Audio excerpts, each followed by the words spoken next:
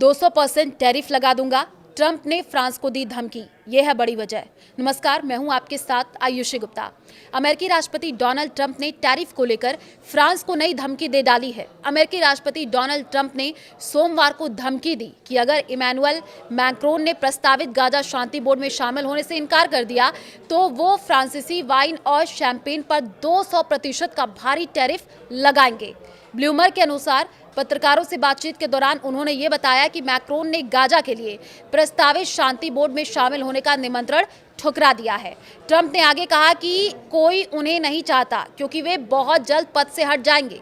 Trump ने कहा कि मैं उसकी वाइन और शैंपेन पर 200% टैरिफ लगा दूंगा। मैक्रोन ने इनकार क्यों किया, अब ये सवाल है। ब्लूमबर्ग ने सूत्रों के हवाले से ये बताया है कि मैक्रोन ने प्रस्तावित गाजा शांति बोर्ड में शामिल होने से इनकार कर दिया था क्योंकि उनका मानना है कि ये चार्टर गाजा तक ही सीमित नहीं है। खबरों के मुताबिक उनका ये भी मानना है कि ये बोर्ड संयुक्त राष्ट्र सुरक्षा परिषद के विकल्प के रूप में उभर रहा है, जिसके चलते फ्रांस ने निमंत्रण ठुकरा दिया।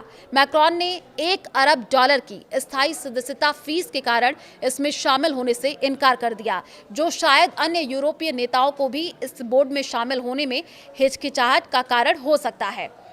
तो मैक्रोन ट्रंप की बातचीत वायरल हो रही है।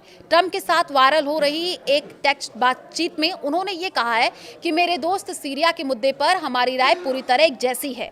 ईरान के मामले में हम बहुत कुछ कर सकते हैं। मुझे समझ नहीं आ रहा कि आप ग्रीनलैंड के मामले में क्या कर रहे हैं। इस बातचीत के अनुसार मैक्रोन ने दावोस शिखर सम्मेलन के बाद G7 की बैठक आयोजित करने का प्रस्ताव रखा।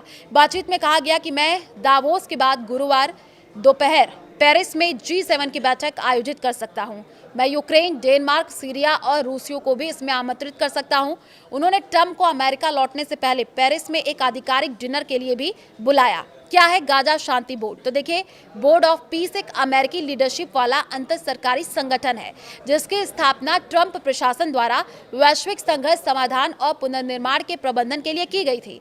ट्रंप की अध्यक्षता में इस बोर्ड में अमेरिकी विदेश मंत्री मार्को रूबियो, व्यवसायी और अमेरिकी राष्ट्रपति के पूर्व वरिष्ठ सलाहकार जेरेड कुशनर और ब्रिटेन के पूर्व प्रधानमंत्री टोनी ब्लेयर जैसे उच्च पदस्थ सदस्य शामिल हैं।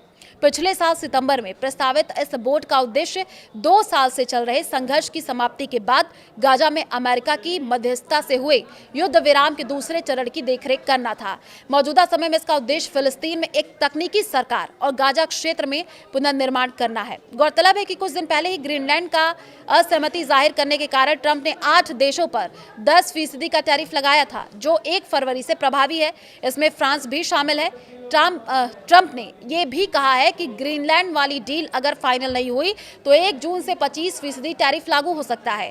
ट्रंप के इस टैरिफ धमकी के कारण दुनिया भर में ट्रेड वॉर का खतरा और भी ज्यादा बढ़ गया है।